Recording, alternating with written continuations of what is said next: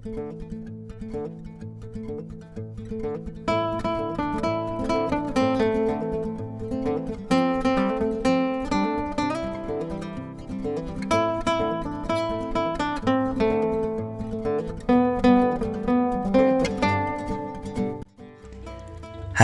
assalamualaikum warahmatullahi wabarakatuh. Jumpa lagi ya sama saya Sitanisin Deso. Gimana kabar sobat semua? Baik-baik saja ya. Merdeka, merdeka. NKRI harga mati. Alhamdulillah. Oke, di depan kita ini ada 4 unit HP guys. Kemarin itu datang subscriber dari jauh. Beliau menyampaikan dan berkeinginan untuk memperbaiki HP Redmi Note 9. Namun ada 2 HP ini yang diberikan kepada saya, Lenovo dan Vigen. Oke, kita akan bahas HP yang Redmi Note 9 ya. Ada 2. Jadi beliau menceritakan 2 HP ini beli COD, keadaan rusak. Nah, ini ada surat cintanya. Inti dari surat ini menyatakan bahwasanya beli COD kondisi rusak dan belum dibongkar ataupun dibawa ke tempat servis. Lalu niatnya dibawa ke tempat saya dan suruh bikin videonya. Nah, ini dan sekaligus coba direview ya. Jadi gimana sih beli HP rusak kondisinya? Saya tidak tahu pasti ya belinya berapa. Yang pasti semua dalam keadaan rusak. Oke, kita akan bahas ya untuk di Redmi Note 9. Ini ada 2 unit dengan seri yang sama, namun beda RAM. Nah, ini kan beda ya, ada yang RAM 6 dan 4. Oke, kita akan coba satu persatu ya, kita akan review. Nah, ini kondisinya masih terbungkus plastik ya. Jadi komplit sak kotak-kotaknya. Oke, kita coba yang ini dulu. Lalu kita bongkar yang satunya. Ya, semua komplit ya, cuman tidak ada casnya. Wah, ini kelihatannya masih mendingan ya dibandingkan yang satu tadi. Itu penampilannya, nggak tahu dalamannya. Ya, ini ada 2 unit dengan dengan seri yang sama ya. Dan tentunya kita akan bongkar total gimana dalamannya. Ya, untuk cek awal saya coba cas dengan Smart USB. Bagaimana konsumsi arusnya, dan dia berjalan di 0,5 ampere. Wow, ini indikasinya ada respon di mesin ya, namun konsumsi arusnya tidak normal. Ya, ini masih tetap kondisinya. Kita akan nyoba yang HP kedua. Kita coba cas dan perhatiin responnya. Dia 0,1. Lalu kita tunggu sampai dia tuh naik. Apakah bisa?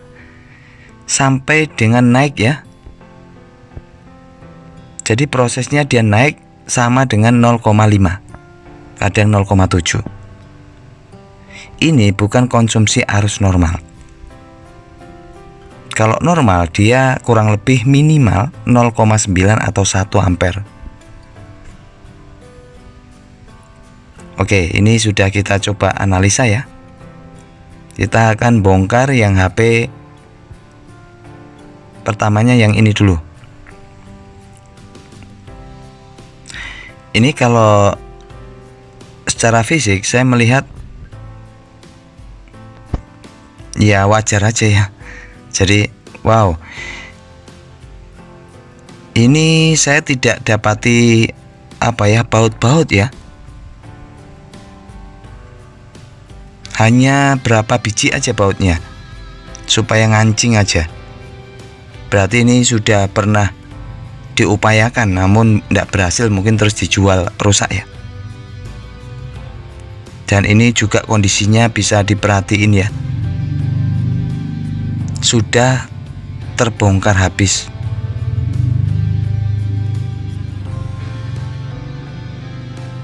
Nah, ini dibaliknya juga sudah dilakukan upaya ya.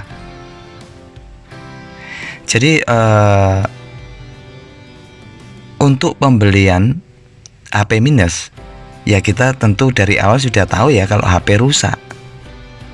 Entah masalah nanti bisa diperbaiki atau tidak, itu sudah resiko ya.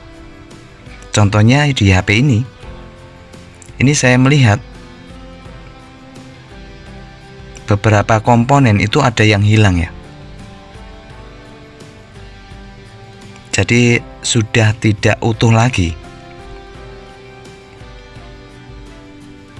Ya, tentunya pertimbangannya kalau beli minus itu jangan terlalu mahal ya. Kalau kondisi seperti ini sih ya paling mentok 100 lah ya, di bawah ya, kondisi rusak. Saya tidak tahu ya, ini customer atau subscriber ini belinya berapa. Karena yang jelas kan, nah ini yang kedua, coba kita buka. Ini masih komplit ya, bautnya juga masih ada. Jadi memang kalau beli HP minus atau rusak itu ya nggak bisa ditentuin ya, ini bisa diperbaiki atau tidak. Ya, untuk yang HP kedua ini kelihatannya lumayan lebih baik ya dari yang pertama. Ini kondisi juga mesin masih tertutup, namun saya melihat dan merasakan baterai kembung.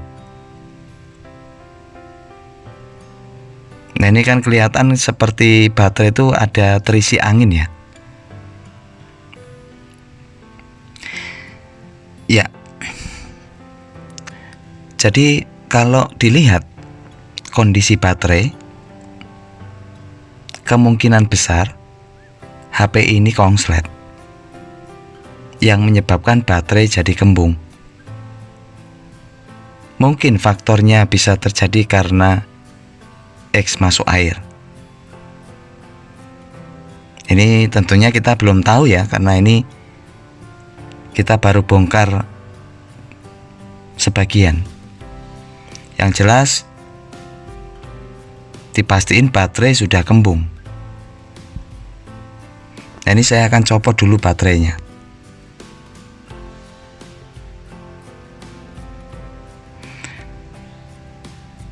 Jadi untuk pencopotan saya bantu dengan cairan ya, kontak cleaner. Oke guys, jadi ini saya bisa pastiin baterai kondisi kembung, biasanya akibat dari adanya short jalur di mesin. Namun tentunya kita juga belum cek ya kondisi mesin. Ya, ini sudah kita buka dua-duanya. Lalu kita coba angkat mesin. Nah, ini kita sandingkan dulu ya. Kita bisa melihat mesin yang bawah itu beberapa komponen hilang. Contohnya di sini, kaleng sudah terbuka dan komponen nggak ada sama sekali. Lalu yang di mesin atas ini juga saya melihat korosi. Berarti faktor besar mesin atas tuh masuk air ya. Lalu dibiarkan karena rusak lalu dijual mungkin.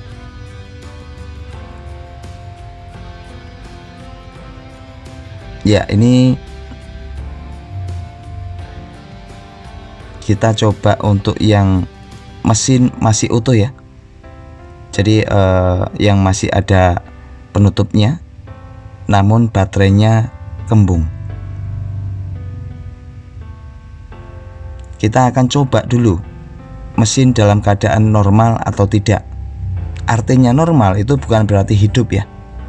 Normal di sini konslet atau tidak. Jika tidak, otomatis kan biasanya jalur yang bermasalah atau IC. Jika konslet, nah itu yang kita mesti cari. Jalur yang konslet mana, komponen yang konslet mana. Dan itu butuh waktu. Caranya, cek di konektor baterai, dia harus bergerak jarumnya. Jika dibalik, jarum bergerak artinya mesin konslet. Harusnya jarum tidak bergerak ya jika dibalik. Berarti mesin ini konslet. Lalu yang mesin satunya, yang ini juga kelihatan masuk air ya. Kemungkinan besar sih konslet karena baterainya kembung. Kita cek dia bergerak ya.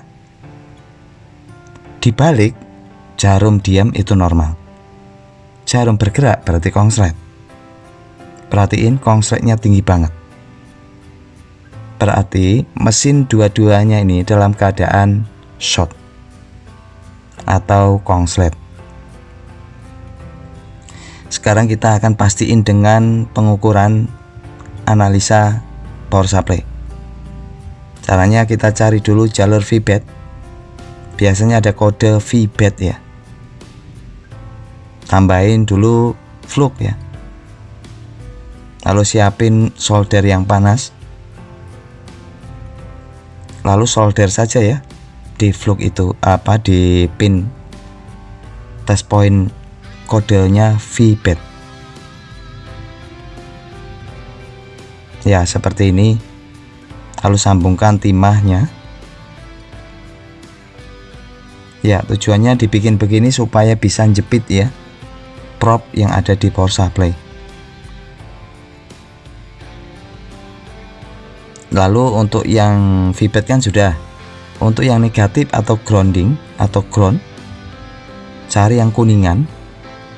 Namun kuningannya jangan yang di test point ya. Kuningan yang di pinggir-pinggir gitu. Solder saja lalu sambungin dengan timah kabel. Ya ini saya rasa cukup. Lalu mesin yang kedua juga. Jadi untuk ngecek kondisi mesin konslet atau tidak, bisa menggunakan multitester analog.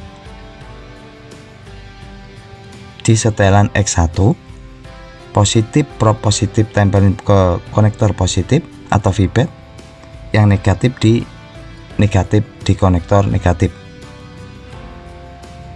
Jika diukur, dia jarum harus bergerak. Jika dibalik, jarum nggak boleh bergerak. Itu baru kondisi normal.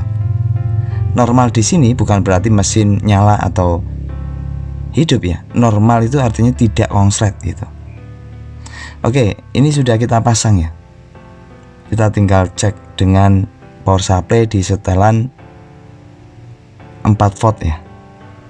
Lalu sambungkan yang merah ke VBAT. Dan perhatiin jarum bergerak ya. Jarumnya itu bergerak tinggi dan jeglek. Artinya ini kondisi konslet. Ya kita coba lagi. Timahnya tadi merotol ya. Tempelin aja di kaleng sama aja ya. Jadi ini konsletnya tinggi untuk yang mesin satu ini. Lalu yang mesin ini kita coba juga. Normalnya atau tidak konsletnya itu nggak bergerak di power supply. Nah ini belum ditekan tombol power dia bergerak. Artinya ini konslet di jalur VBAT sebelum tekan tombol power. Yang ini konsletnya tinggi, yang ini kecil. Konslet tinggi itu berakibat ini baterai jadi kembung. Namun tinggi di sini itu bukan full ya, bukan full short. Kalau full short itu jeglek dan bunyi biasanya power supply. Kalau tadi tidak bunyi, tapi dia jeglek cuman nggak bunyi, nggak mentok fullnya, atau konsletnya nggak mentok ya. Kalau yang ini konslet kecil. Untuk kasus konslet itu butuh waktu ya, nyari tersangkanya. Jika konsletnya full shot atau konslet penuh, itu lebih gampang ya, tembak dengan MBR.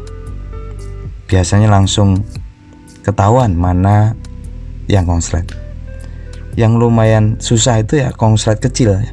Kita mesti cek satu persatu tiap komponen. Nah, jika kita lihat ya, untuk frame itu banyak korosi, banyak seperti kelembapan efek air ya. Nah, ini saya curiga untuk di bagian mesin juga terdapat korosi ya. Kita akan coba bongkar dulu untuk mesin yang masih ada penutupnya ini, karena di bagian ini saya melihat ada tingkat korosinya.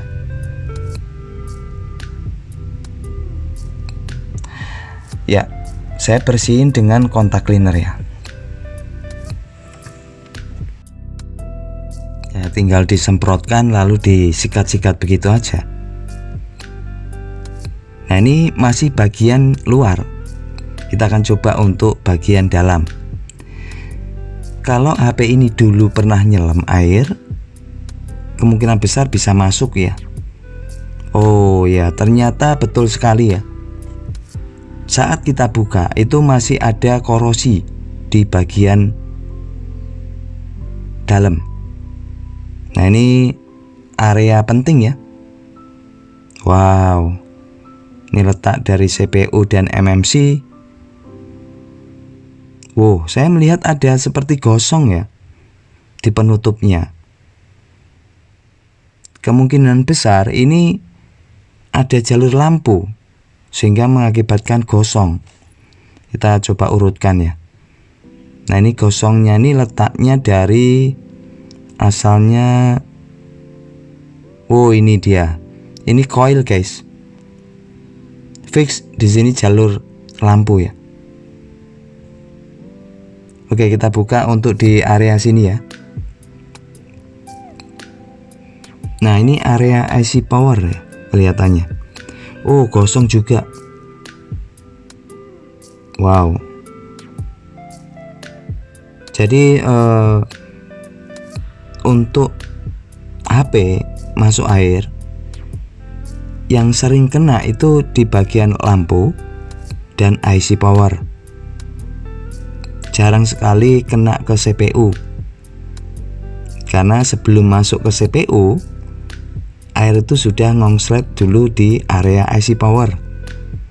Itulah mengapa kasus air itu banyak kasusnya ya, kalau enggak jalur lampu bermasalah di IC power.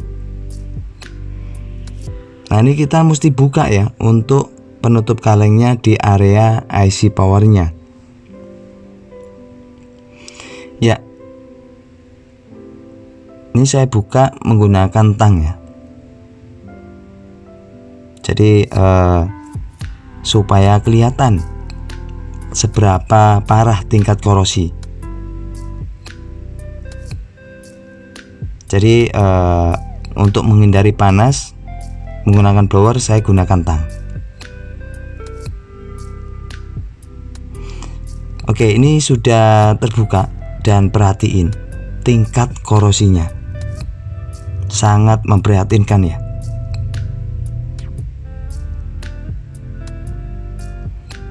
Wow, itu di area IC power pun parah ya tingkat korosinya. Nah, ini jadi efek air yang dibiarkan itu ya seperti ini. Dia airnya seperti bedak ya. Dan ini sangat berpengaruh terhadap jalur ataupun IC, bisa mengakibatkan rusak. Ya, saya bersihin dulu semuanya yang ada korosi. Lalu nanti kita akan cek apakah setelah dibersihkan konsletnya hilang? Karena juga kadang tuh korosi kan yang menyebabkan jalur nyatu ya. Setelah kita coba bersihin dengan thinner, kadang berhasil. Hanya dengan bersihin konsletnya hilang. Itu juga bisa terjadi ya.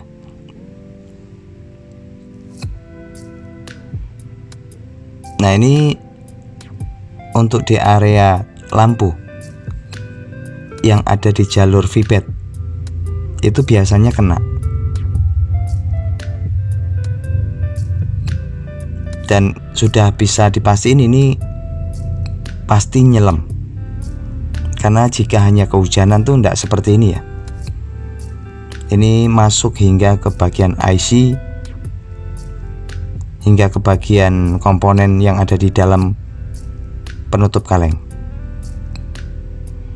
Lalu ada imbasnya, yaitu gosong ya di penutupnya.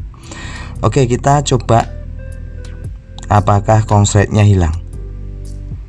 Tempelin ya, positif ke positif, negatif ke negatif. Jika dibalik, dia masih bergerak, berarti masih konslet. Dan ternyata masih konslet guys.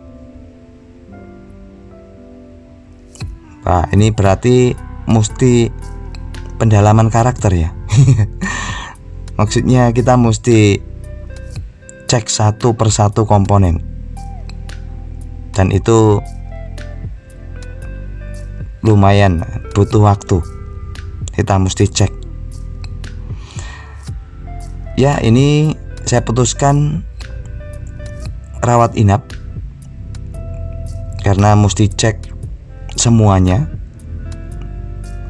Dan jika pemilik nonton, kedua HP ini kondisi konslet.